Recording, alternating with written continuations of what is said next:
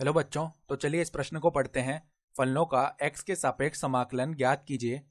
Cos 2/5 x minus 2 plus a की घात 3x plus 2।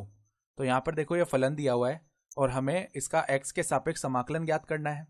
तो प्रश्न में आगे बढ़ने से पहले इस प्रश्न से संबंधित जो मुख्य अवधारणा है उसकी हम चर्चा कर लेते हैं। देखो यहाँ पर मुख्य अवधारणा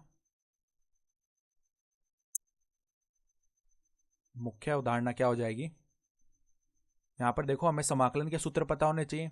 सबसे पहले समाकलन cos x क्या होता है, x के सापेक्ष। इसका मान होता है sin x प्लस में अचर पद c। ठीक है। उसी प्रकार देखो समाकलन a की घात x dx क्या होता है। इसका सूत्र क्या होता है, a की घात x बटा में log Aadhaar e a plus में अचर पद c। तो ये सूत्र हमें पता होने चाहिए। तो अब देखो इस समाकल को हम लिखते हैं i बराबर में क्या आ जाएगा, कॉस समाकलन कॉस 2/5 x माइनस 2 प्लस में a की घात 3x प्लस 2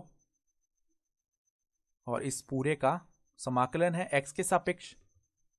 तो देखो अलग अलग हो जाएगा इन दोनों का समाकलन। पहले cos 2x/5 माइनस 2 का समाकलन हो जाएगा, उसके बाद a की घात 3x प्लस 2 का समाकलन हो जाएगा। तो देखो इनको अलग अलग कर लेते हैं हम।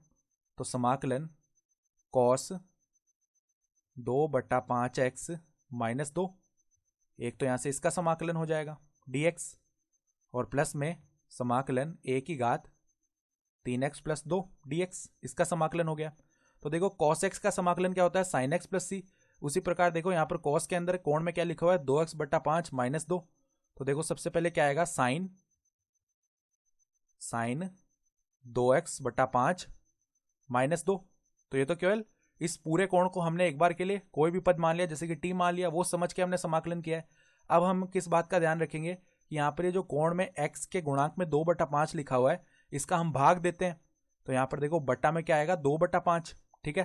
तो यहाँ पर बट्टा में 2 और इसके बट्टा में जो 5 आएगा वो वापस ऊपर चला जाएगा, यानी कि यहाँ पर गुणा में हम 5/2 लिख सकते हैं। तो 5/2।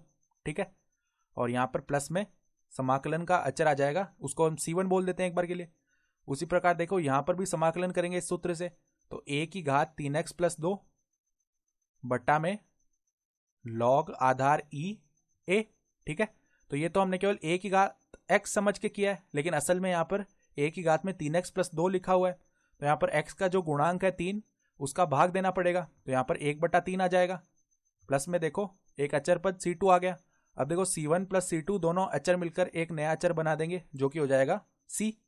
तो यहाँ पर देखो i का अंतिम मान क्या आएगा, i बराबर में क्या आ जाएगा, 5/2 साइन 2x/5 माइनस 2 प्लस में a की घात यानी कि 1/3 गुणा a की घात 3x प्लस 2, 1/3 गुणा a की घात 3x प्लस 2 बटा में log Aadhaar e a plus में अचर c। यानी कि जो प्रश्न में हमारे पास में फलन दिया हुआ था उसका समाकलन ये आ जाएगा पूरा। x के सापेक्ष किया है हमने समाकलन, यानी कि जो हमारा उत्तर है वो क्या आ जाएगा, 5/2 sign 2x/5 minus 2 plus 1/3 a की घात 3x प्लस 2 बटा log Aadhaar e a plus में अचर पद c। यही उत्तर हो जाएगा। तो आशा करता हूँ आपको यह प्रश्न समझ में आया होगा। धन्यवाद।